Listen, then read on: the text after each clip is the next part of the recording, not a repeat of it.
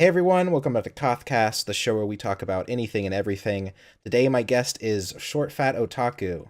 Hey man, what's up? Hey, why don't you introduce yourself to my audience and tell everyone who you are and what it is you do.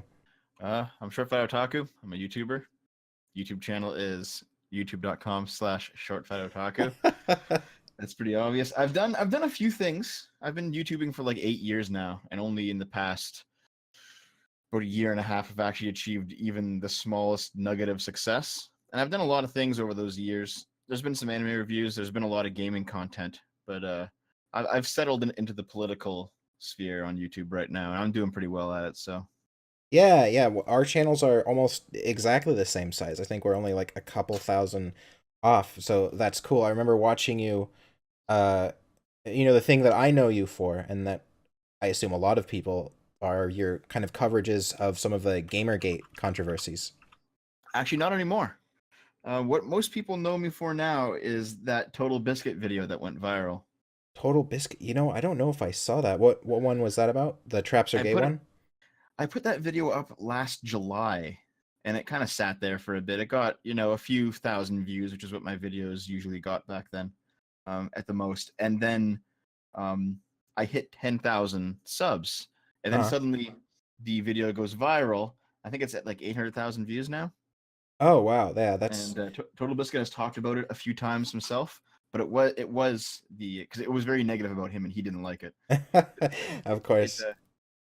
it did kind of skyrocket my channel last summer, Yeah, and that's what it is too. It's so weird, it's so random. It's like the way that you grow on YouTube is if a bigger YouTuber notices you, basically. well, here's the thing: he didn't his noticing me isn't what happened, Oh, right? okay. What ended up happening was that I guess the tags were right and the description was right for it to be a viral video, just for YouTube's algorithms to really like it. Okay, However, yeah. because my channel wasn't at 10,000 subs at the time, um, it didn't take off because YouTube really only starts putting your stuff seriously in searches if you're a 10,000 sub channel or above. Oh, is that the case? Yeah, you have to basically grind hard to get to 10,000, and once you get to 10,000, it just kind of starts naturally flowing on its own. That's I hate YouTube and the way they do this shit. It needs to be like a Yeah. Well, what ends up happening is I was about 6,000 subs.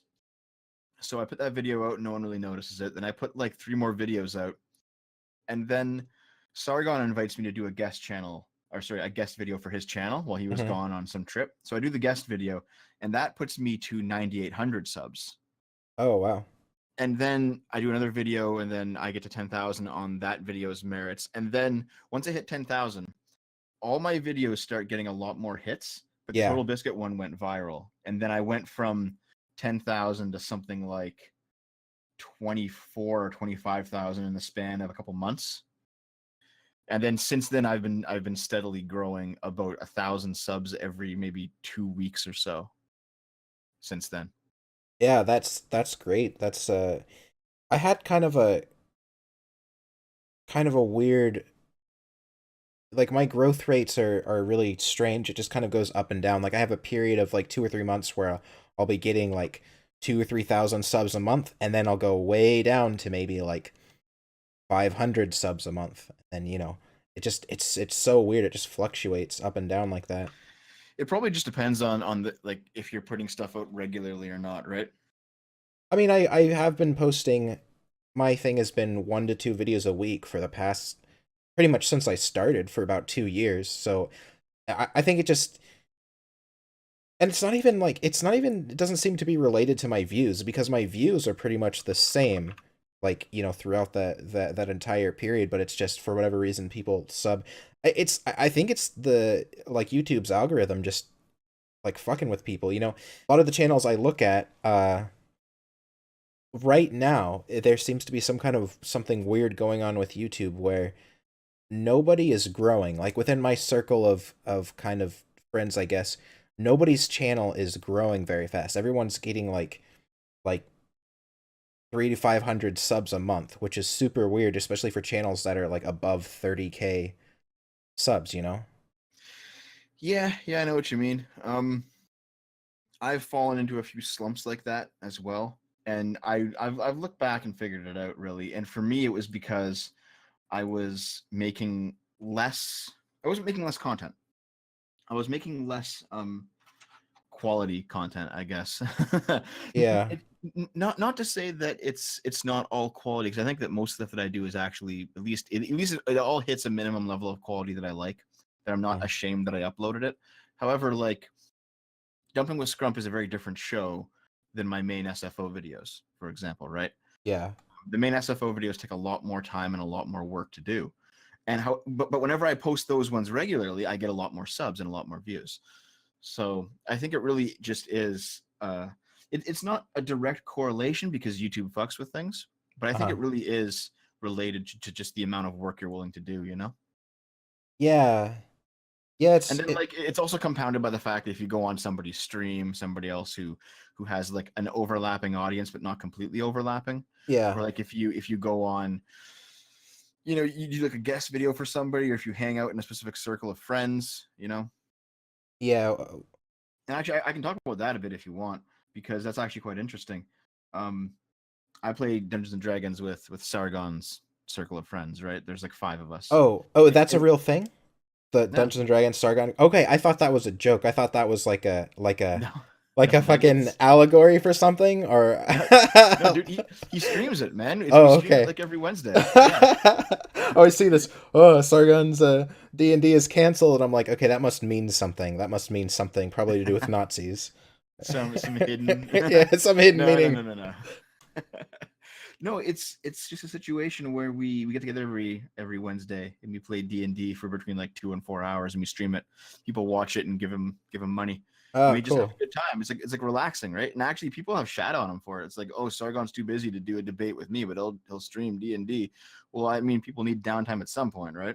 Yeah, fuck it. I mean, I've kind of toned down from working on YouTube specifically for 8 hours a day to like 4 hours of YouTube a day and then 4 hours of streaming games on Twitch because like I can't do like 8 hours of office work, every day. It just like I don't know, just too much. Gotta I can. If it's for my channel, I can do it. I really uh enjoy everything related to YouTube and my channel. So I could sit here for like 12 hours a day and just work. I like it. Man, it But drives me absolutely fucking crazy. Like you wouldn't like I lose sleep nightly over YouTube shit. Social Blade specifically, like you know, you go through these like Social Blade addictions where I look at Social Blade like 12 times a day and I'm like, fuck, what am I doing wrong? Fuck. And then I go like I'm not going to look at Social Blade. It's making me crazy. So I go a week without looking at Social Blade and that drives me even more crazy because I'm like, how's my channel doing? I don't know. Fuck. I don't really do that. I've gotten to a point now where I don't look at like the day to day or hour to hour numbers. Uh-huh. I just put the work in and trust that eventually it will pay off, and eventually it does. It's going to take a long time. It's going to take longer than you probably want, but eventually, if you just do the work, it'll pay off. But Yeah. for the example I wanted to get to though is that like a couple weeks ago I was doing, I think, Dumping with Scrump live, Okay. and there was people in the chat room who were laughing at me for hanging out with Sargon, right? And it's like, and Jim, Mr. Medicare called me a vulture on one of his streams because after the JF Andy Worski split, I was in his stream for a bit talking to him about it. And all I gotta say to that is like, if you want to be good at something, really good at something, you part of that equation is hanging out with people who have already done it before and learning from them. Now, that Yeah. doesn't mean that you exploit them. You don't join a friend group solely to just get big and leech off of them and be like a fame orbiter. You don't do that. But what you do is you build legitimate friendships and connections with people that aren't solely about advancing your channel or advancing whatever it is that you're doing in whatever field you're in, but can be used for that as well as actually making legitimate friendships. Like it sounds underhanded, but it really is the way that every single job works. It is a lot of it is who you know. And in YouTube, that doesn't mean knowing somebody at YouTube. Uh-huh. That just means that it just means knowing YouTubers who have accomplished the things that you want to accomplish and learning from them. And of course, making legitimate friends in the process. Well, I mean, yeah, I don't know anyone who fuck, I guess some people would consider that like underhanded or something, but I never thought of it like that. I always thought of YouTube like YouTubers or content creators or whatever you want to call them as sort of a community. And I mean, I always thought of it like, I ask people for advice on things, and people that are like super big channels, and surprisingly they respond to me and they're nice to me and they give me advice, right? And that's really cool of them. And like kind of in exchange for that, not directly to them but to other people in the community, when people smaller than me ask me for advice, I respond to them and give them what advice I can. And it's just kind of like, I don't know, it just kind of works like that. Yeah, yeah, I completely agree with that, man. And that's, yeah, so no, I don't see it as anything bad to, I mean, especially you're talking all about a lot of the things that Sargon is talking about, so it just makes sense, like me, one of the people that I talk to a lot for, advice and things is Adam from yourmoviesucks.org. I don't know if you know of that channel.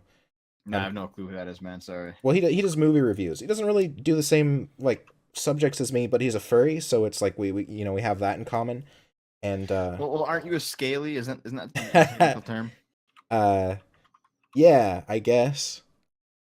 It's like I mean, I don't know of anyone who that used to be a thing like a long way back where there's kind of a distinction between the different kind of sects of furry, but I really haven't seen that come up recently at all. Honestly, the only reason I know about it is because of the whole True Capitalist Radio thing and the furry and brony invasion of it. Oh, I'm not super familiar with that. Oh, really? Oh, okay. Well, I mean, furries do tend to invade things, though, but they do it in a nice way. I mean, it's usually artists. I don't know. Here's how furries invade and take over something. It's usually the artists draw other people, like non-furries, draw them as animals. Like, oh, here's a persona for you, and it's cool to be drawn as your favorite animal. That's just like a neat thing, even if you aren't a furry. And then they're kind of like, oh, maybe I should learn more about these furries. And pretty soon you got them. And then you convert everyone in that group to a furry. And then they just become furries. They just Yeah, want to fuck animals. just well, anthropomorphic animals, but yes. I'm pretty sure the limit that I'd go for is like anime cat girl with ears. Okay, well, I mean, That's about it. funny I that guess.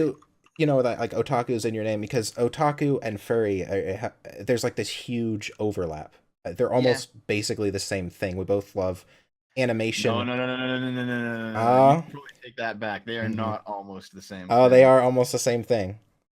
No, Both no, they're not. art is the center of both communities, right?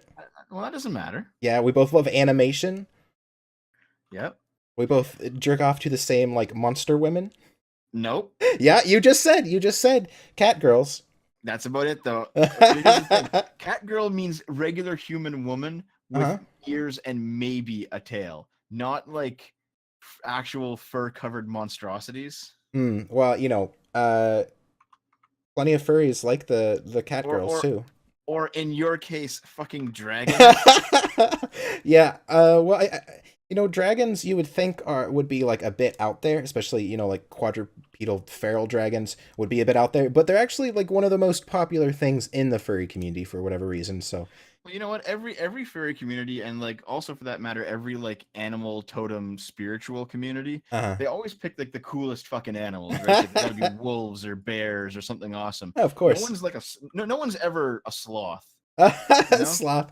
Well, I mean, No one's ever a fucking platypus. there are a few, but I don't know if they do it to like because they feel a connection with that animal, or if they do it just to like be different. Have you ever seen an anteater furry? Oh boy. I don't think so.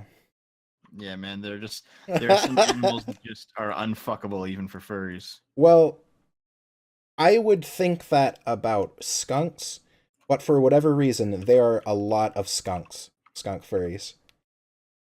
That's pretty fucking disgusting. I'm not so much into it, but I don't know. Some people are. They just. I don't know. I can't pretend to know what goes on in the mind of the average furry. Aren't you an average furry? Oh, I mean, yes, but I also don't know what really goes on in my own mind, so I guess it still holds true. So, anyway, the main reason that I got you here and that I wanted to talk to you today was actually not even about YouTube or furries or anything, but about communism. A funny, good topic change there, right? Yeah.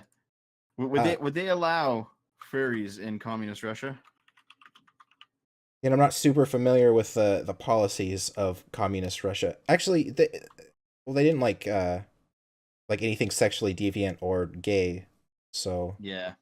no. Well, I'm not uh, surprised. I mean, that's kind of the norm for communist communities, is that despite all the crossover between between Marxists and feminists and intersectionality in the West, yeah. communism really does not like any kind of like sexual or cultural deviance as a general rule. Right. Well, I mean, yeah, yeah. You can't have any deviance. Everyone has to be the same. That's how communism works. It only works if everyone is on the same page with it. Well, that's not necessarily the reason why. Like that's that's the reason why, for example, you can't have a class of people that overproduce or that overachieve in communism, because Mhm. the fundamental belief of communism is that all people are the same, therefore they should all be able to do the same work or produce the same thing, and if they're not, that means that there's structural oppression keeping them down, right? So you have to basically level the playing field, and then I therefore everyone will create the same thing, which obviously isn't true, but that's the way the theory goes. But regarding sexual deviancy, that's a completely different part of communism, because communism does not allow for private property, and right.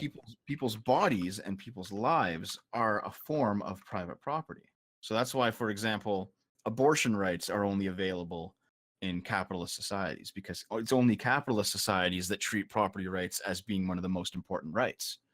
So Okay. when a woman says when a woman says my body, my choice, the whole my part of that sentence refers to private property, because it's her body. She owns it. It's self ownership. Right. Whereas under a communist, I don't even know what to call it, a regime, I guess. What would be the Yeah, correct word? a communist regime would be just fine. Under a communist regime, basically you don't have any personal freedoms because it's all governed by everyone else, by the collective. Yeah, the idea that your body is your personal private property just does not apply. You know, they could very easily say, no, your body is the state's property, therefore you will reproduce as the state requires you to, or Right. your body is the people's property, and you will reproduce as the people require you to, and the people is always going to be some state, and the state is always going to be some person or group of people at the top of a government, because that's just how humanity works. You know, Yeah. anarchy is never going to work. There's always going to be somebody who has to direct things, That's especially why.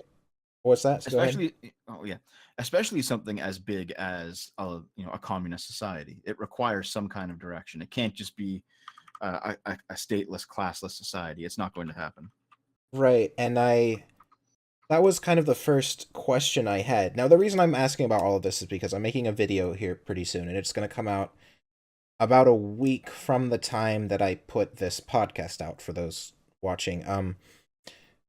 But I just read the Communist Manifesto because I was just curious. I never had much interest in this, but in within the furry community, there are a lot of people who are kind of like hard left people, and they all kind of advocate. Well, not all. I shouldn't say all of them, but a lot of them advocate for communism or say, "Oh, I'm communist" or whatever. And I always thought, isn't communism bad? So I went to read the Communist Manifesto, and I have a lot of questions. So that's why I'm talking to you here today. Yeah, that's fair.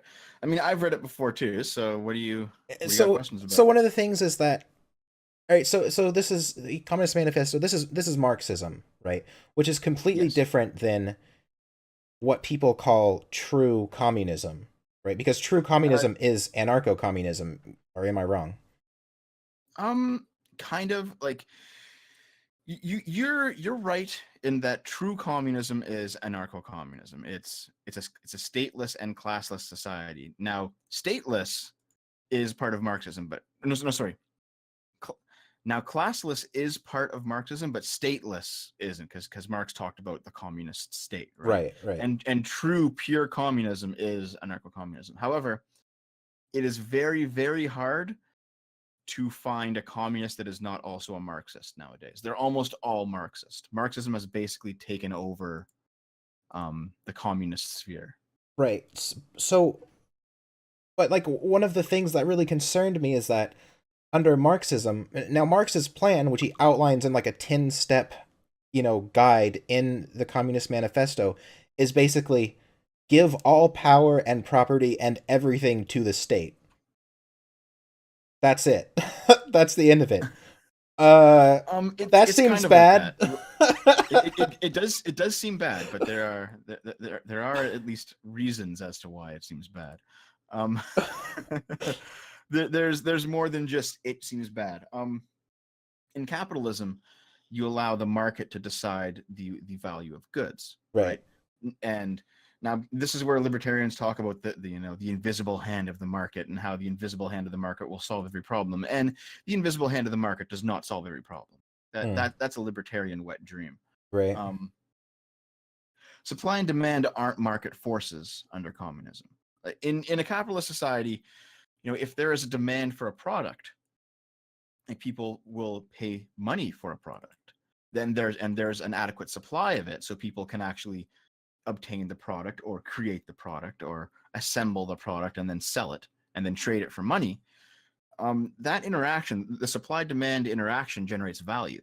Mm-hmm. And I did a video on this actually called Why Capitalism is Successful. And the basic idea is that if you have two people with specialized skill sets, and by the way, anarchy, one of the core components of anarchy is that there are no specialized skill sets. Everyone just makes their own stuff. Right. But the problem with that is that you can't. You Like, can't. Yeah. yeah, you just can't do it. Like no one has the ability to become a world-class master at everything, and then therefore and then only produce for themselves. Like, it doesn't work like that, you know? Where it devolved back into sort of tribal societies where every person is thinking about, every person, you chop wood for your own fire to keep warm, and you hunt your own food, and Yeah, that's all you have time in the day to do. You can't but do if you anything else. but if you have each person specializing in one thing and then trading, Yeah. then you have a system where you can actually have better quality stuff for everybody, and everyone gets some of it because they all trade. And that is simply facilitated by capitalism, because money is just a replacement for bartering. It just makes bartering easier. That's what money is. But Uh-huh. if you have, like, I'm just going to use these numbers just off the top of my head, right? You have a carpenter and you have a baker, and a baker's loaf of bread is worth $10. I know that sounds ridiculous. Let's just use $10, okay? A Okay. baker's loaf of bread is worth $10, and a carpenter makes a chair, and that chair is worth $10. Well, a carpenter and a baker can trade across fairly one chair for one loaf of bread. But the difference is that the carpenter can't actually bake the loaf of bread, and the baker can't actually make the chair. So for the baker, all of his loaves of bread are worth far less than $10 because he can make them easily. And to him, a chair is worth more. And to a carpenter, all of his chairs are worth far less than $10 because he can make them easily, and the bread is worth more. So even though they're trading fairly across at $10, to each of them, they're getting something that is more valuable than $10 in the trade, personally. So even though in terms of the marketplace it's only worth $10, they're getting more than $10 in value from their trade. Yeah, I Which which understand what you're saying. which is why trading and which is why trading is important. And that's basically how capitalism functions. Yeah. However, with communism, you don't allow supply and demand to regulate what is made. If there's a supply for the carpenter's chairs, and he makes his chairs, and then there's a demand for the carpenter's chairs, so the baker wants it, he'll trade his bread for it, and then you have an ever increasing level of value in the society because everyone's freely trading all Hmm. the things that they don't have for all the things that they do have. And that's basically what supply and demand is that if you can do it and people want you to do it, you can gain value, and then they can also gain value.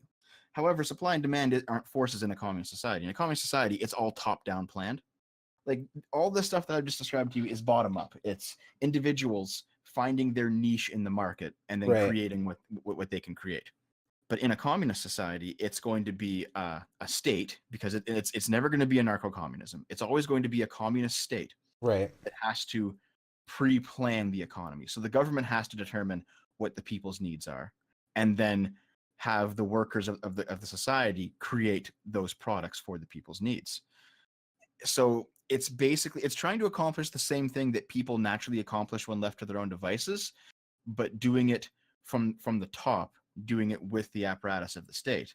And that never ever ever works because it's never going to be able to keep up to the evolving demands of the people in the market. Well, I mean, my biggest question with that is, we're talking about people planning. Let's just say we're using America, and we have 300 million people.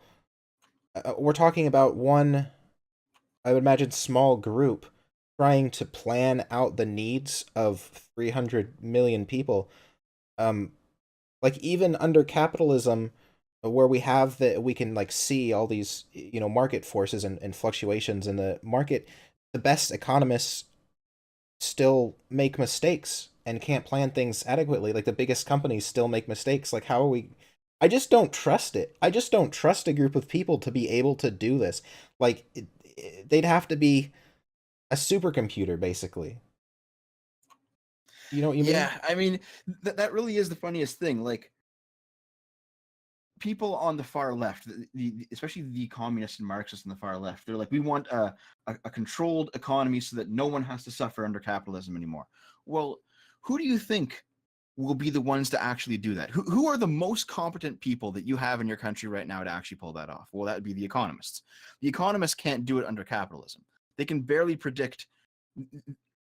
They can barely predict markets for stocks and stuff. Like they can barely get a hold of what's going on as it is. Could they actually overarchingly plan all that? I don't think that they could.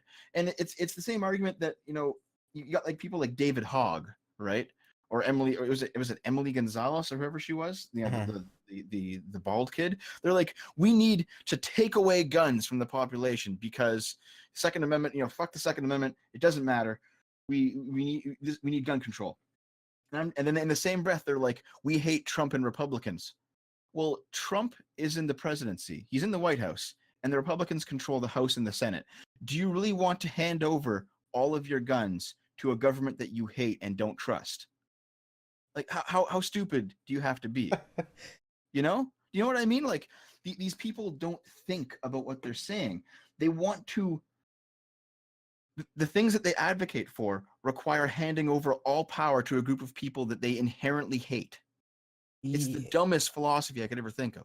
It's very odd to me. Or the people. I mean, like the we're talking about like far left, like Antifa members who are like anti-gun, but also pro-revolution. How do they expect to win that? Yeah, I don't. They just don't have an answer for that, man.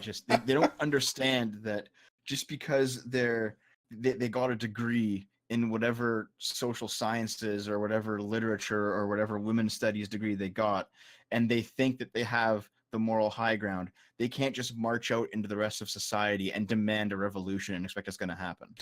I'm really surprised. Now, it might have happened and I'm just not aware of it, but I'm really surprised I didn't hear about any of the people during the like Antifa riots getting shot. I know I saw a lot of the police just kind of standing down because a lot of the Antifa were like college students and they didn't want to open fire on college students, but I feel like it only would have taken a couple of people getting killed for that entire crowd to realize that their ideology was not really going to work. I think if that happened, they'd become martyrs and they just galvanize. I think that's what would happen. No, I know like a lot of the mayors of those cities had um they had like sympathies for those ideologies, so they didn't allow the police to get control of the situation. But it didn't Oh, matter because people came out and just fought them anyway. Like there were big brawls that happened, and they just kicked the shit out of Antifa. I know. I'm saying I'm just surprised that, as far as I know, no one just got shot in the face. Like, if somebody's, you're talking about people, conservatives, at least American conservatives that are like gun-toting, I don't know, fucking Texans or something, uh, getting like hit with a stick in the head by some college student. I'm just surprised no one got shot. Like, how did that, how did that happen? I really just think it's because They just got lucky. They just got super lucky. no, it's not luck. It's that Americans, they really are. I don't like. Are you an American? Yeah. Yeah, I really think that Americans have a lot of restraint. They're not, even if they legally carry, they're not going to pull their gun out if someone hits them with a stick. Oh, Like, I don't know about that. I guess okay. So part of the problem is I have a father who's like a doomsday prepper, and uh, mhm. and he's insane, and he will pull out his gun for no reason and start firing. In fact, he's done it several times. Has he Um, killed anybody? he's never killed anyone, as far as I. You got Well, to think about it now for a minute. he was in the military for Okay, well, I 25 mean, years, well, that's different. but That's other different. than that, I don't I know. mean, I like don't think he's ever killed anyone. some. What I mean is like some punk shows up and is like, "Give me your money." He just Yeah. pulls out and blasts him in the face. Like, has Oh, that he would. happened? He hasn't, but no one approaches him like that, as far as I know. But I think he would. I mean, I sometimes when I stream, he'll come over and I'll be like, "Hey, Dad, I'm streaming," and then he'll just start, firing some rounds off into the woods. I mean, I have that recorded on stream. People have clipped that. Yeah, you can. That's a thing that happens. But I'm not saying he's a typical American. So, I mean, I see what you're saying, and yeah, people are restrained. That's why I find it kind of odd when people are like, "How can you live in America? How can you go outside and deal with the fear of being shot?" And it's like, I don't know. Like, I'm more concerned about being hit by a car usually. Yeah, yeah. My parents are like that because they vacation in the States a fair amount, and they always like say, "Oh, I just feel safer when I come back to Canada." I'm like, I don't. Man, yeah, there's more guns in the States, but in Canada, there's not more police brutality, but things have become worse. I mean, we have those human rights tribunals where people are getting hauled off for saying, so-called hate speech, Right, right. shit like Yeah, that, right? Like it's bullshit. It's complete bullshit. yeah. I wouldn't. Canada's human rights tribunals are a fucking joke. At one point in time, I wanted to move to either the UK or Canada because I wasn't really happy with American politics, I guess. Now At I least don't we're not as want bad as the to. UK, Now I don't dude. want to anymore. I'm gonna stay in America, and it's weird. It's weird for me to say that. Well, dude, we are not nearly as bad as the UK. Holy fuck! Did you see recently that there was a guy who got arrested for having a potato peeler? I've seen a couple of screenshots and things like that where people are like, "We found weapons in this guy's house," and it's like a butter knife, Yeah, like it's a rusty bullshit. butter knife, and then like a pitchfork, a rusty pitchfork that was in his garage. It's like, okay, weapons, sure. Yeah, it's no, the UK is going fucking insane, man. Yeah, that's unfortunate. I don't know. I want whatever. Anyway, back to communism. So one thing that I thought was really odd about Marxism is that the idea that you take from the rich and give to the poor, right, under communism, so to kind of even everybody out. But from what I could tell, reading Marx's writing, that's not at all what he wants. He just wants to tear down the the upper class. I'm not even sure the upper class, just the middle class, I guess. He just wants to tear everybody down to be as poor as the lower class. I don't think that's what he intended, but that's certainly what happens whenever you implement communism. Well, that's what he wrote. I mean, I was reading the whole thing, and it's like, yeah, tear down the bourgeoisie or whatever. Tear them Well, down. yeah, it's because he views them as an oppressive class in society, like, and you can't necessarily blame him because when he was alive, we're talking the era of like Victorian sweatshops, right? Uh-huh. And like children go, like child laborers going into factories and dying. You know, Right. this is the era of capitalism that we're talking about. You know, there were no minimum wage laws, or at least very few minimum wage laws. There were no child rights, there were no workers' rights, there was no unions. There was nothing that actually protected people. So it's the situation where he saw these horrible atrocities, and his solution was to attack the class that was perpetuating these atrocities, because the the factory owning classes of his day were legitimately terrible people. Right. They allowed this shit to happen. They profited off of it, and they didn't really care that much. So he saw these upper classes as being absolutely awful, and he thought he was justified in simply attacking them based on their class. Now, that's not really relevant anymore. Like, how Yeah. many? One, how many factories still exist in the West? Not many. Yeah, not many. You know. Two, the factories that do exist, how many of them, at least in the West, are terrible Victorian era conditions? Like none. None. Yeah, I would. Zero. You know, we can talk about the third world, and that's a legitimate conversation to have, but in our countries, none. We have workers' rights. You know, we have the 8-hour workday. We have the minimum wage. We have workers' protection, at least in Canada. You know, in Canada, if you believe that work is unsafe, you can refuse to do it, and if they fire you, you can take them to court, and Right. that's completely protected. Like, the state will actually allow you to, like, in terms, if it's a workers' rights issue, the state will actually not necessarily foot your bill, but have you defer payment until it's clear that you're in the right, and Uh-huh. then they'll, you know, if you're just like filing a frivolous lawsuit, then you're gonna have to pay for that. But the state will help you if it turns out that you're right. You know, so it's this isn't it, we don't live in Marx's day anymore. It's Right. not the same thing. So the issues that Marx was railing against in the Communist Manifesto have been solved by capitalism. And the capitalism that Marx talks about doesn't exist anymore, at least not where we live. Yeah, that's what I found to be the kind of most eye-opening thing is I had heard a few times that like Marxism is antiquated, and I didn't really know what that meant. Um, but yeah, after reading it, it's like I was really confused when he was talking about the middle class as like the oppressors, because I was like thinking it in terms of like modern day society where basically everyone is the middle class, and Well, the middle class has been shrinking recently. That's not really the case anymore. But right, yeah, I do know well, what you mean, though.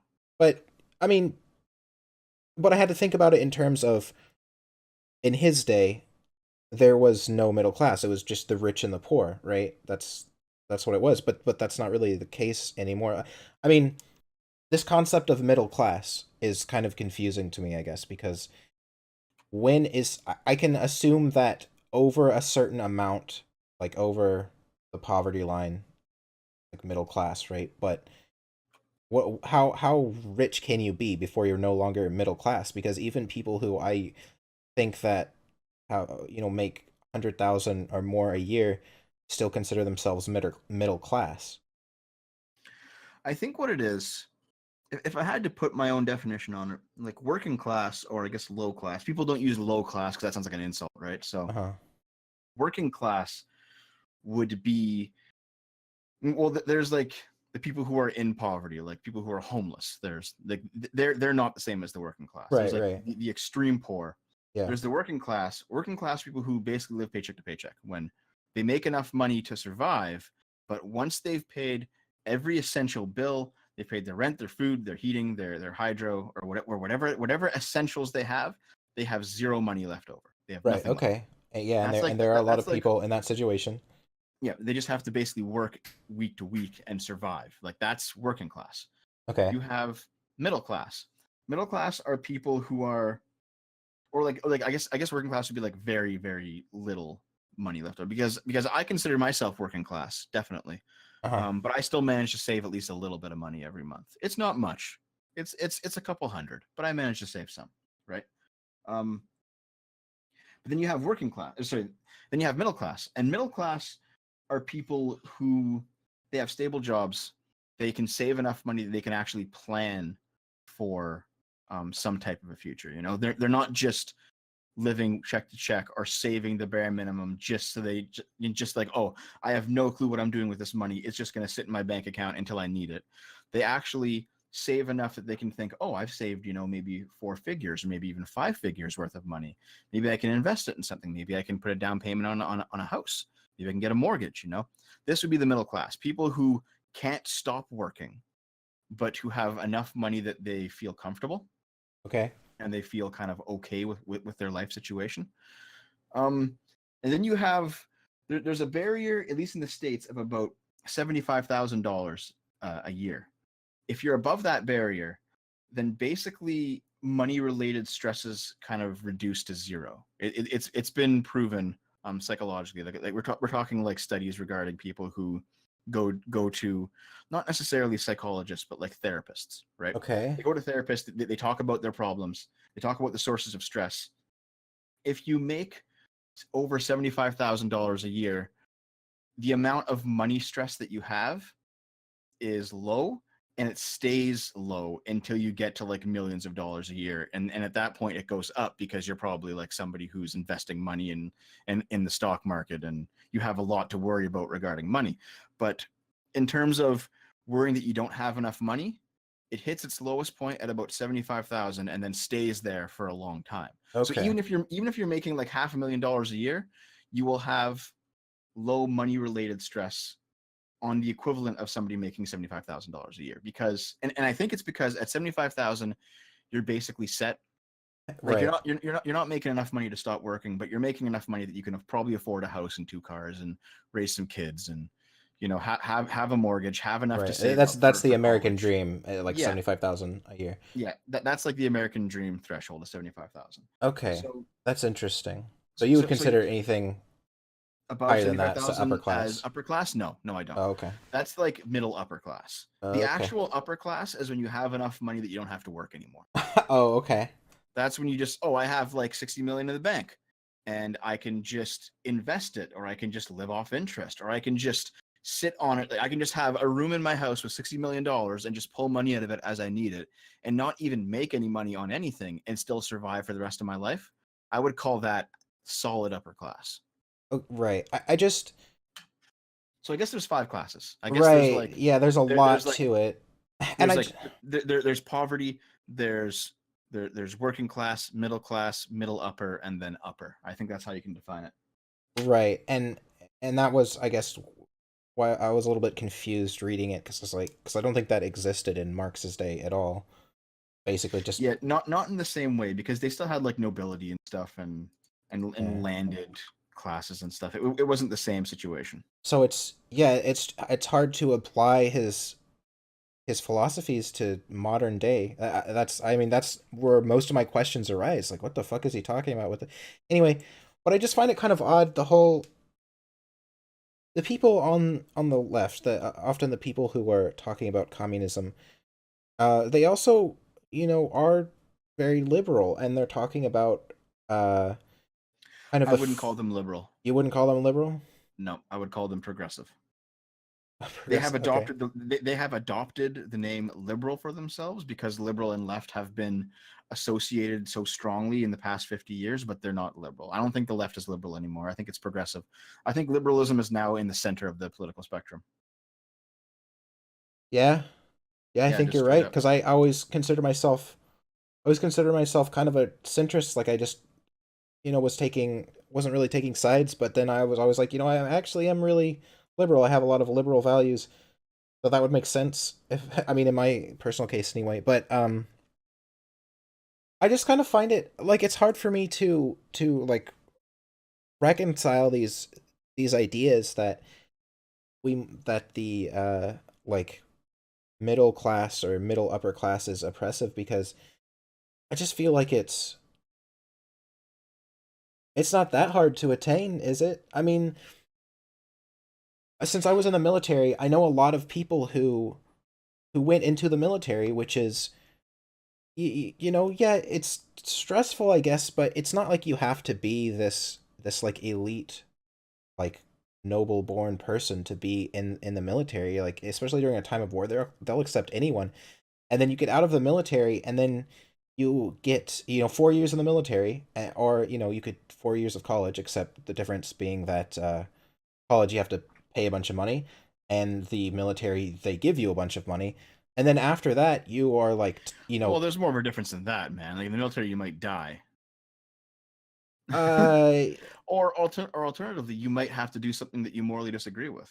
uh okay, well, I mean, other than those things, you get out of the military and you're like in front of you're in the front of the queue for like high paying jobs. I mean, most of the people that I know that make the most money are just like average, like common guys. They're not especially smart. They're not especially, physically fit or physically able. It's just that they went into the military for 4 years, which anyone can do, and now they have a job that pays, like you're saying, like $75,000 a year as like a military contractor. Like so it's I don't know. It's hard for me to. I chose not to do that. I chose to be a YouTuber and make like $1,000 a month. I Yeah, me too, man. I love this shit, but you don't get paid much for it. right. So it's like, and I'm not saying that the poor choose to be poor. I'm just saying like there are options open to everyone to do these things, and to instead say no, I'm not going to do any of that. I just want to tear down all of those people who made this choice to like to work and have these high paying jobs. It just doesn't make sense to me. Well, it well it well that leads back to the beginning of our conversation because remember Marxists believe that all humans are inherently the same. So there is no difference in work ethic. There is no difference in effort. There's no difference in aptitudes. So if you're all the same and somebody has more than you, it's because they got it underhandedly. There's some kind of structural situation going on. It's not a matter of they worked harder than you or they wanted it more than you. It's a matter of they stole it from you somehow. You know? Is that real? Like I Yeah, that's just straight up it. That's why Marx like hates the upper classes. That's where it comes from. That's where his hatred stems from, is because in his philosophy, people who have significantly more than other people have unjustly taken it. And here's how he justifies that. In Marxist theory, the idea that you can trade your labor for money is inherently immoral. I noticed And that. I noticed that yeah, he was saying women working is exploitive or something like that. well, it's all working. Like if you, for example, go to, let's just say in his day, you go to a factory, right? Yeah. And the factory owner says, I'll give you so much money for so many hours of work. And you consent to that and you agree to it. That is inherently exploitive. And I think the reason that Marx thought that is because factories in his day were so terrible, Uh-huh. but he extended it to all work. He said that you cannot trade labor for money.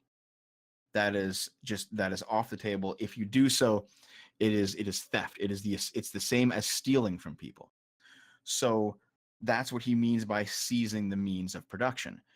If you're a business owner, if you own a factory or you own a farm or you own whatever, and you want people to come help you on your factory or your farm, you can't simply pay them out for their labor and then take the products that they create and then you own the products. You can't do that.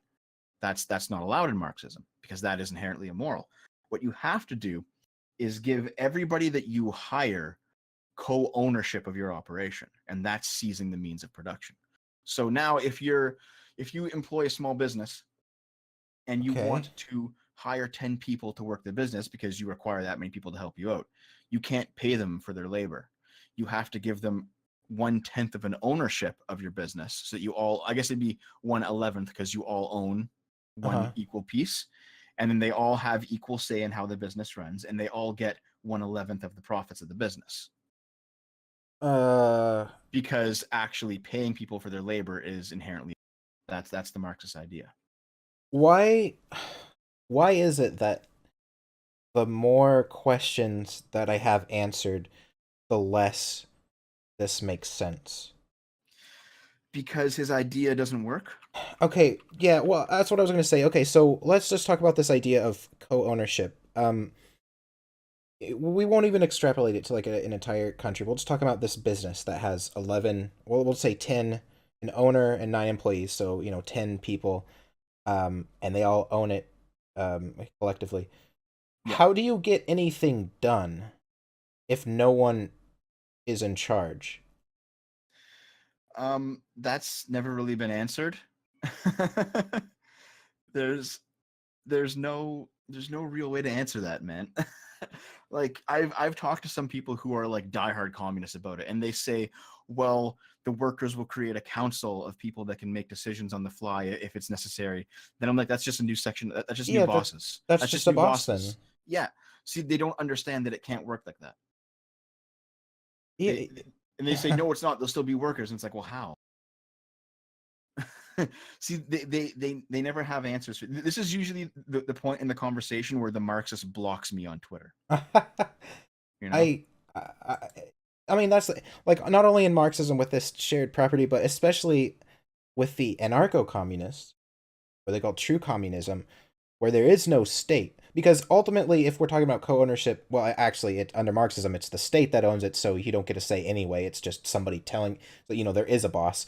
But under like anarcho-communism, we're talking about an entire country of, Actually, an entire planet. it's oh, Yep. This is another part of Marxism that they, and just general communism that they've talked about. If any place on the planet still exists, that is, or any place in existence, I guess, if we're talking about like intergalactic travel, yeah, if any place in contact with a communist society is not communism, then communism is not real and has never been tried. This is where they get the logic of real communism has never been tried, and uh-huh, there's a reason for this. When a state revolts and destroys the infrastructure of the state, and then creates a communist society.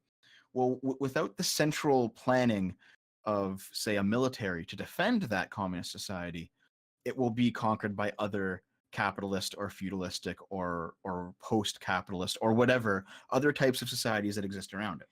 right, So that's why, like, when Venezuela is transitioning from capitalism to socialism to communism, which they're currently attempting to do, it has to, by definition, be a dictatorship.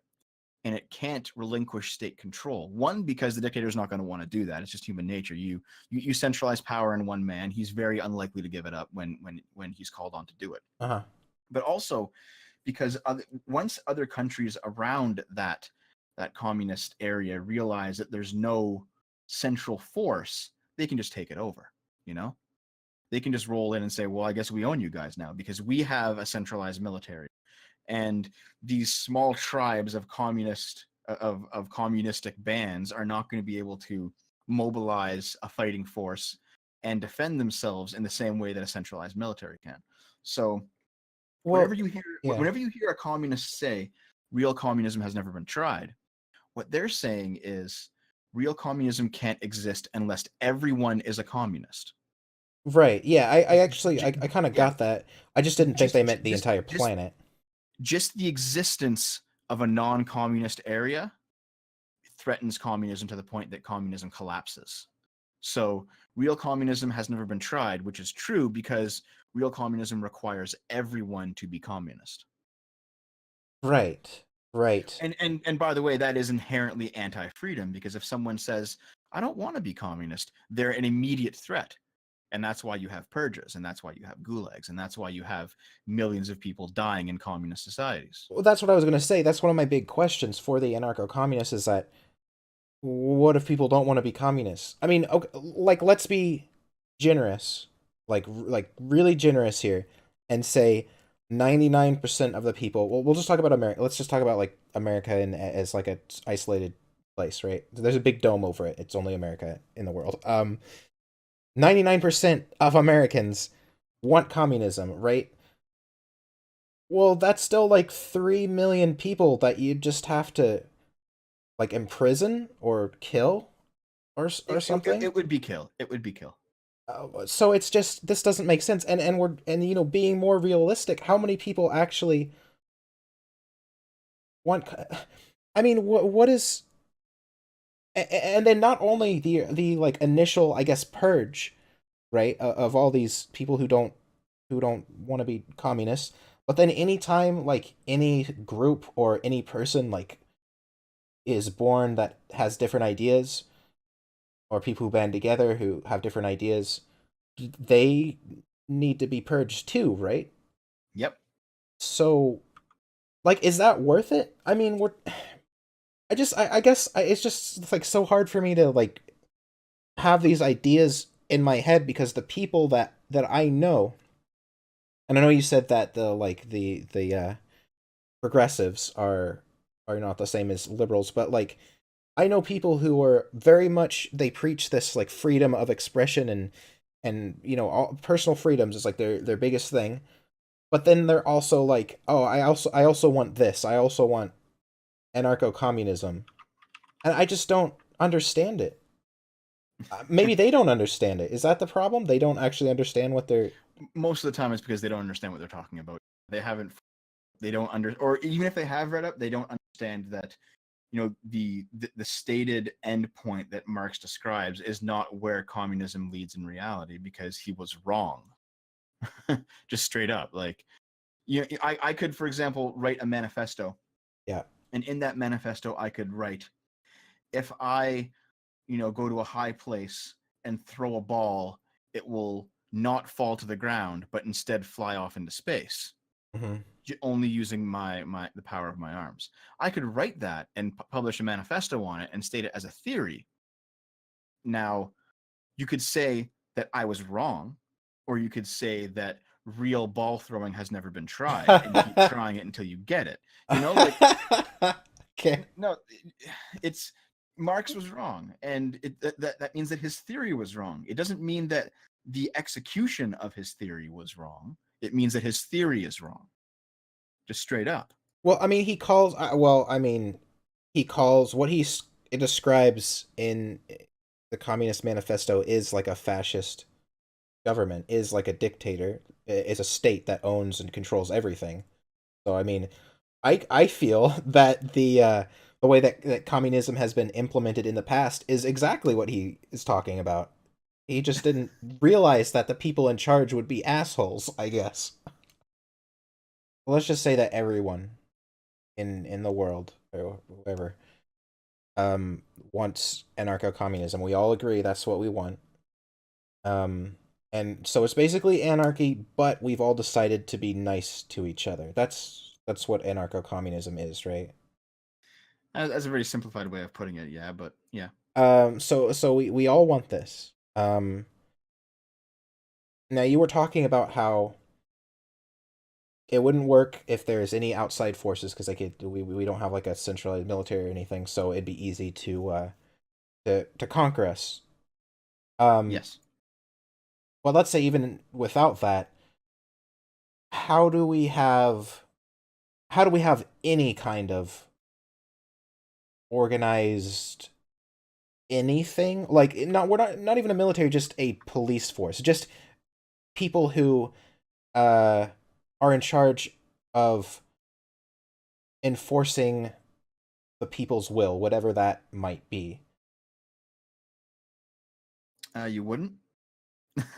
So, And in fact, their logic would be that you wouldn't need it because all human vice comes from poverty, and if you can alleviate poverty and make everyone equal, which by the way, making everyone equal does not alleviate poverty, it makes everyone poor, but let's just roll with the idea. If you can alleviate poverty by making everyone equal, there will no longer be any kind of theft, there will no longer be any kind of violent crime, because remember, everything is not based, everyone has the same initial blank slate features. There's no aptitudes, there's no temperaments, there's no passion for life, I guess. People, if anyone is being held back in any way, or being if anyone is being less than who they should be in any way, it's a structural issue. So once you remove all structural issues, everyone will simply be good, happy citizens. So there will be no crime. That's the utopia. That's why everyone like. That's why a huge critique of communism is that it has this utopianism built into it. And in fact, that's why communists like to use very like to use phrases like the ends justify the means, because there's an inherent utopianism built into communism, and that utopianism kind of goes along these lines. But we're not. because Yeah, sorry. because communism is the utopia, if you are somebody who is standing in the way of communism coming about, or even worse, if you're somebody who is being neutral or not helping communism come about, even if you've done nothing else, you're still guilty, because we could have the utopia and people's lives could be better. So anybody who stands in the way of communism is a capitalist or a Nazi or something along these lines, right? That's why you hear so many like people in Antifa call everyone fucking Nazis or everyone racist or everyone whatever. It's because to them it's all connected. If you're not helping them bring about the utopia, then you are guilty of in then you're guilty of impeding the utopia and therefore dragging everyone's lives down. That's how they view it. Okay. All right. So, It sounds like you're really struggling with. but okay, I just all right. So, I'm struggling because I like kind of had suspicions of these things, but to hear it from another person is like, um, I can't. I'm so like confused. Right. I can't even. What was I even gonna say? Like, oh, right. The people being described in this utopia aren't human, though. Yeah, it's because they don't understand human nature. I It, that's the long and short of it. They believe that the problems that all people have are structural, and that everyone has the same innate nature. So you remove the structure, everyone becomes good. oh. Yeah. Oh. Okay. I mean, are they denying the existence? Like, even if we said any rational-minded person will always act rationally and never commit any sort of crime, are they denying the existence of like crazy people, like people who have like schizophrenia or some kind of like sociopaths? I don't really know. I don't know the right words to say that aren't offensive or whatever, but are they denying the existence of those people? They're denying that it's anything born into them, that somebody made them that way, like maybe some abusive parents or some trauma or something happened to them, some kind of chaos in their lives turned them from blank slate good people to whatever evil that they happen to have. Are they Wow, this is hard to And here's what's really funny about the whole thing, all right? uh-huh. They say all this stuff about, the innate a blank slate nature of humanity, right? And they say that it's all structures, right? In the same breath, they will say that being gay is not a choice, you know? Right. Or they'll say that trans people were born that way. But those philosophies are completely opposed to each other. Right. I mean, that's what I was talking about earlier, is that a lot of the philosophies of this opposed to like sort of the whole, liberal value thing. Yeah. I mean, I'm not taking a stand on whether or not it actually is a choice or not to be gay, or whether it's nature or nurture. But what I am saying is that if you think that humanity is a blank slate, and that we're all of our problems are based on structures, and that we can all just be molded into whatever you like by removing structures or imposing different structures, or any of this stuff that Marxists believe, then you cannot by definition believe that being gay is something that you're born with. It would have to be a structure. It would have to be something like that. It would have to be something that you can change by imposing a different structure. What about Because if you believe that people are blank slates, that means that you believe that their natures can be changed. The stuff that is instinctual can be changed, and that means that suddenly, oh, you're a trans person. Well, with the right treatment or the right environment, you cannot be a trans person now. I'm not sure if that's true or not, but the way that Marxists will fanatically talk about the blank slate and then turn around and fanatically talk about um, trans people being born that way just doesn't make any sense. I don't know which of those two philosophies is the truth, but you can't hold both at the same time. Right. Yeah. Well, this whole okay. I think this whole like uh people are even if you believe everyone is good at heart, like everyone has a good nature, to say that there would be no conflict because everyone has a good nature is also false. Because everyone believes that what they're doing is good, for the most part. Yeah, for the most part. So the people who are, well, the Antifa people who are, starting fires and breaking windows, they believe that what they're doing is good. The people who are trying to stop them and fighting with them or running them over with cars or whatever believe what they're doing is good. Uh, in any war, both sides believe what they're doing is good. There's no there's no people. I mean, I hope not, but there isn't anyone who's doing things to be evil. There's no person who believes themselves to be a villain. Um, there's usually not like, I mean, there are obviously some, like there's going to be people who are insane, right? Right. Well, Um, other than people, but even I would say even people who are insane, most serial killers, you can watch documentaries about them and the things that they say and did. They believed that they had some calling to do what they did. well, okay, well there's that, but like you also get, for example, sociopaths Uh who huh. know who know exactly that, who who innately know that what they're doing is wrong, but they don't actually care. They're like, yeah, I know Okay. this is bad, but I like it, so I'm doing it. It doesn't Okay. matter that Okay. it's Okay. bad. You Good know, point. you have people on that level, but there's a difference between believing that you're a villain and believing that you're doing something wrong, because there are people who don't see themselves as villains, but they do see themselves as doing something wrong and they still do it. These are like, for example, these are depressed people who, you know, they're self-destructive, they hate themselves, and so they know what they're doing is wrong, but they want to do it to themselves because they believe they deserve it. Or you have people who are bitter, and these are people who are, you know, they're angry that their life isn't really the way they wanted it to be, and they just want to lash out because it makes them feel good in the short term. You know, you have people like that, and those, like, both of these types of people are, they can be pretty dangerous. That's a pretty ugly state to live, but these are people who don't see themselves as villains, Yeah. and yet they know what they're doing is wrong and they have some reason for it, and it's a reason that precludes the possibility of them being misguided and thinking that it's good.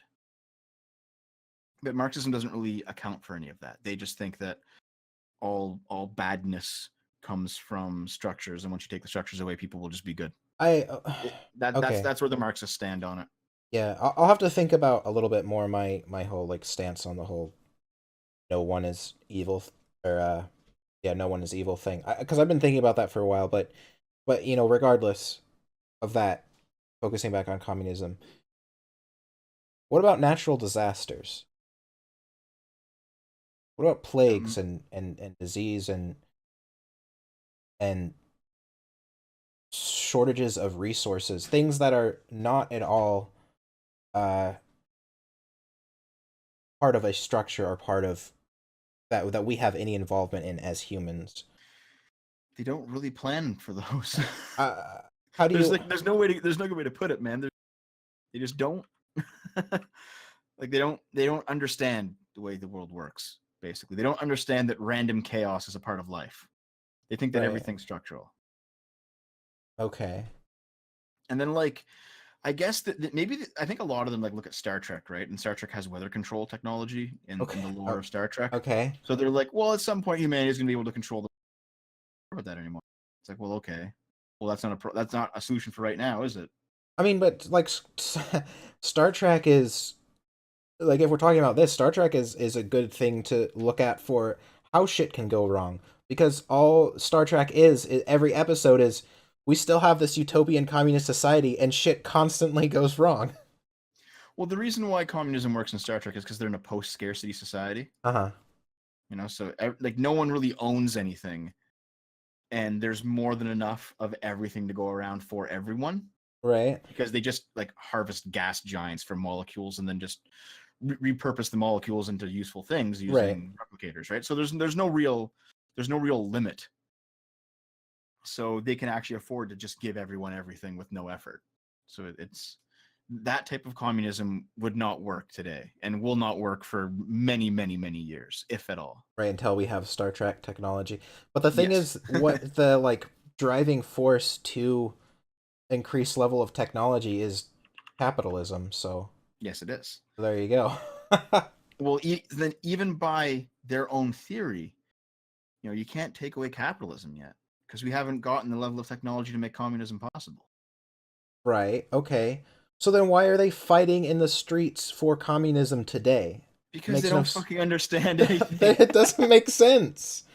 I Because they just understand, yeah, Star Trek future maybe, but not don't fight in the streets about it today. Fuck. Doesn't well, make they want it sense. now, right? And that's another part of it, is that a lot of these people, they're young and they're angry and they want it, Yeah. and that leads to also a lot of their inability to understand what's going on. Because I mean, we all went through that phase, right? We were 17, we thought we knew everything. We all had that. But the difference is that the current generation of people who are like in their early 20s and younger, instead of having that mentality tempered a bit by the harsh reality of the world, they're having professors who are emboldening them in it and kind of manipulating them in it. And they're saying, yes, of course you know everything. Of course your Marxist ideas are right. Now let Okay. me guide you into this radical extremism, you know? Yeah, that's one thing I don't understand is why do we have so many like Marxist college professors who want to teach that? I mean, because they're Um, adults that grew up in the kind of like harsh reality of, whatever. So there's a few different why are reasons for they that. teaching that? There is a few different reasons as to why that's the case. And this will take a bit to explain, I think. One one is because they went through the Red Scare back in the day, Hmm. and they saw how fervently the right prosecuted the hippies, right? Okay. There was like the McCarthyism. Um, there was McCarthyism, right, where Yeah. they just baselessly accused everyone of being a commie, even if they weren't communists, just because it was a good political move. Oh, sounds kind of So similar to the whole Nazi thing. Everyone's a yeah, Nazi. yeah. But once like that happened, and they kind of became disillusioned, they were like, Yeah. okay, well, whatever. Secondly, because they were educated, they were educated well, the Marxist professors. And so being educated well means that they had read the Communist Manifesto, and they did at least have some sympathy for the poor. Because for all the bad things you can say about Marx, he had sympathy for the poor. You know, for all the bad things you can say about not all communists, but some communists, they have sympathy for the poor. Some communists just hate rich people, and that's just flat out it. But some communists have sympathy for the poor. Right. Um, there's also a situation. This is a bit more. I don't know. This is a bit more esoteric, but there are two types of personality that correspond very roughly. Like, this isn't hard and fast science. It's not like a hard and fast correlation. It's like a 60-40. It's not like Okay. a 90-10. But there's two personality types that correspond with left and right in terms of politics. And these personality types also match up with careers. So people on the left are more likely to want to reinvent the wheel. People on the right are more likely to want to maintain what they currently have. That's Right. that's why you have, I mean, they're not perfectly applicable labels, but you have conservative on the right and liberal on the left, right? Hmm. Because the conservatives want to conserve something. They want to keep what's currently in place and run it with maximum efficiency. Right. Liberals want to reinvent society. They don't want to conserve society, they want to reinvent society. Now, you need a healthy mix of both, because if what you're currently doing is working just fine and you don't need to reinvent it, then you need a conservative, because a conservative person will maximize the output of that system. They'll make it more efficient. Hmm. However, if what you're currently doing and the structures you currently have in place are no good, well, then you need a liberal person, because the conservative won't know how to reinvent. The liberal person will. That's why you get artists who are more likely to be liberal, right? That's why you get engineers, because their thing is all reinvention and Yeah. understanding how things work. They're also more likely to be liberal, believe it or not. And it's like I said, it's a 60-40 split. It's not 90-10. It's not like a huge correlation, but it's enough that we can see, tech giants being filled with very left-leaning people. All the tech giants right now, YouTube, Facebook, Google, Twitter, all these companies, Silicon Valley is all about left-leaning people, because they're all in the process of reinventing new things and like making new things. So they're all going to be more on the left. Meanwhile, you have people who are lawyers, people who can understand and maximize structures, lawyers, business people. They're more likely to be right-leaning. And it's just the nature of how politics interacts with personality types and how it interacts with aptitudes. Okay. So you have all these teachers and professors and academia who are all very left-leaning, because academia is about learning and discovering new things, which necessarily involves reinvention. So Okay. so academics are more likely to be leaning on the left than they are on the right. That's Wow. not to say that there can't be right-leaning academics. There obviously can be. There obviously are.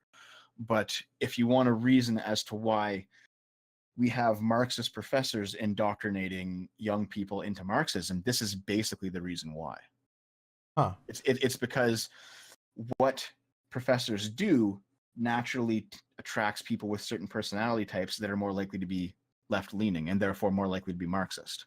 It's just the nature of what learning is. That was a well, that was a good answer. I wasn't expecting something so, I guess, coherent. I mean, not that you're incoherent, but that I No, I know understand. what you Like mean. I Yeah. get it. Like, oh, it makes sense now. Okay, cool. Now, it's getting kind of, to the hour mark. There's one more question I wanted to ask you about Marx, Sure. right? And this is something I don't understand, and I need to talk to someone who maybe understands it, because it's like a terminology thing. Okay, so Marx talks about uh how it's like we have in capitalism we have an overproduction of goods, or an overproduction, and that it's immoral and that it leads to crisis. What is he talking about? How is overproduction a bad thing? Like, oh, I have too much food, what a problem. Um, that may be more related to consumerism, where you get like really cheap. I mean, I don't know what Marx might have meant in his day, to be fair. I don't know. But I know what it means today. I know today it probably refers to consumerism, where you go to Walmart and you pick up like cheap plasticky nothings that will be broken within 6 months, and you just go buy new ones. Meanwhile, stuff built back in the day was usually built to last.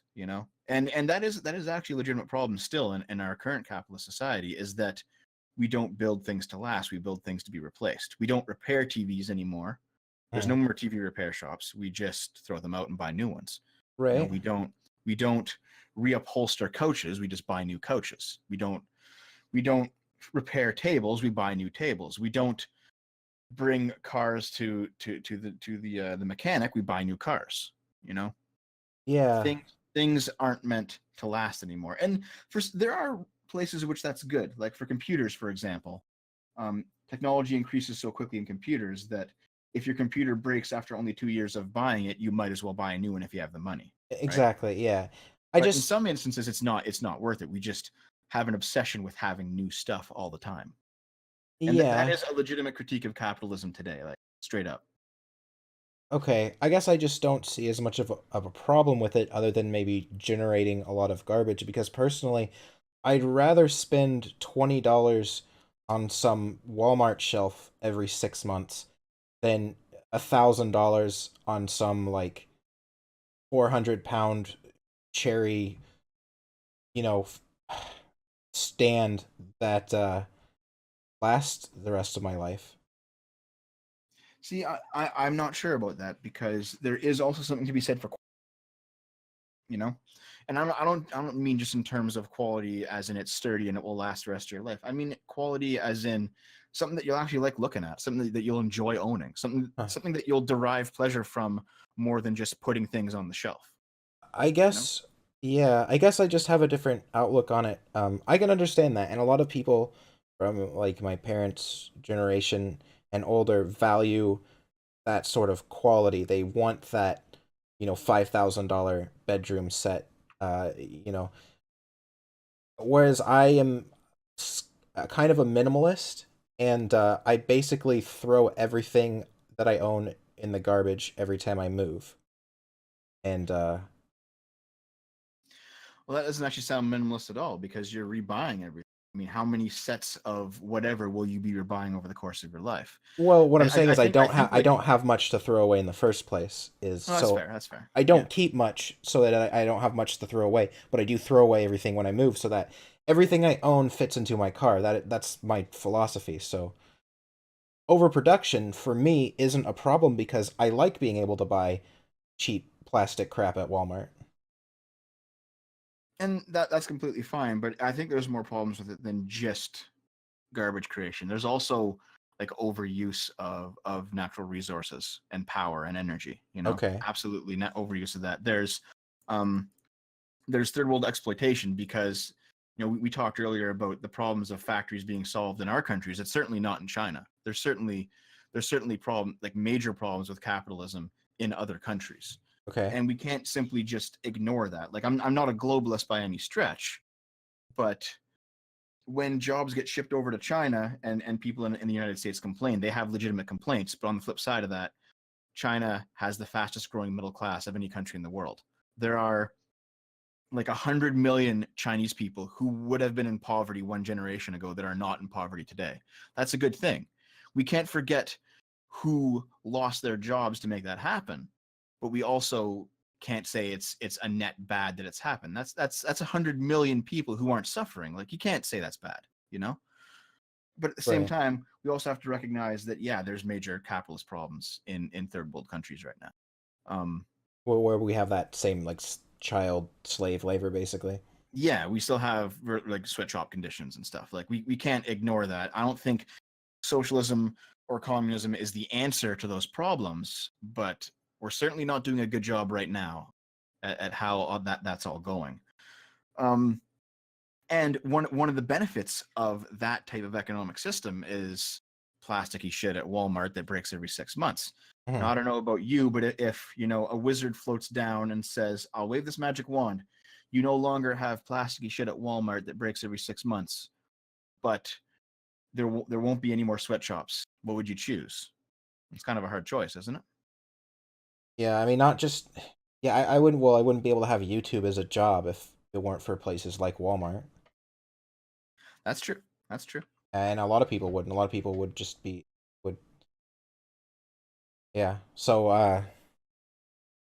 yeah, I know it is a hard choice.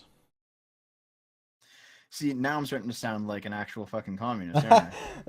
No, it's just I understand. I understand the see it roots from that sort of like it's not wrong to feel bad for people in other countries that are in these conditions or to feel bad for the poor even in our own countries and or and it's not bad to have to want like these personal freedoms for people and things and a lot of the things that the far left I guess says but then they take it a step further and it's like well now we must eradicate poverty by any means necessary even if it means killing 3 million Americans or whatever. It's like oh I don't know about that much. But then if you argue against it they're like well you must hate the poor then like Yeah, this is actually the thing that I forgot. There is actually a moral high ground. At least they, yeah, communists like to pretend that they have this moral high ground. So much the poor, the poor, the poor, the poor. yeah. Well, first of all, a lot of them don't actually love the poor. They hate the rich. They want to dictate to the poor what the poor should be doing in their revolution, but they don't love them. They just hate rich people. They hate people who are more successful than them. These are the people that I described earlier as being just bitter that their lives aren't going the way that they wanted them to. Yeah. Well, one of the outcomes of that is that they become communists and they get mad at people. You know, they Right. get mad at those more successful than them. Um, but secondly, they fail to recognize that capitalism has a built-in moral system, at least like non-exploitative capitalism, where everyone is trading voluntarily. Yeah. There's built-in morality to that, you know, Right. Right. because you have a situation. I mean, I described this in another video at some point. This is basically what capitalism is. You go to the grocery store, right? And you go up to the grocer and you say, I want some food because I want to eat to survive. Yeah. And the grocery store owner says, okay, well, have you made somebody else's life better today? And then you say, yes, I did. And he says, okay, well, prove it. And then you say, well, I have this money.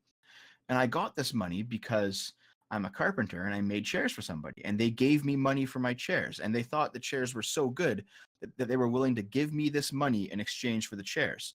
And so now their lives are better because they have my chairs. And the proof of it is this money.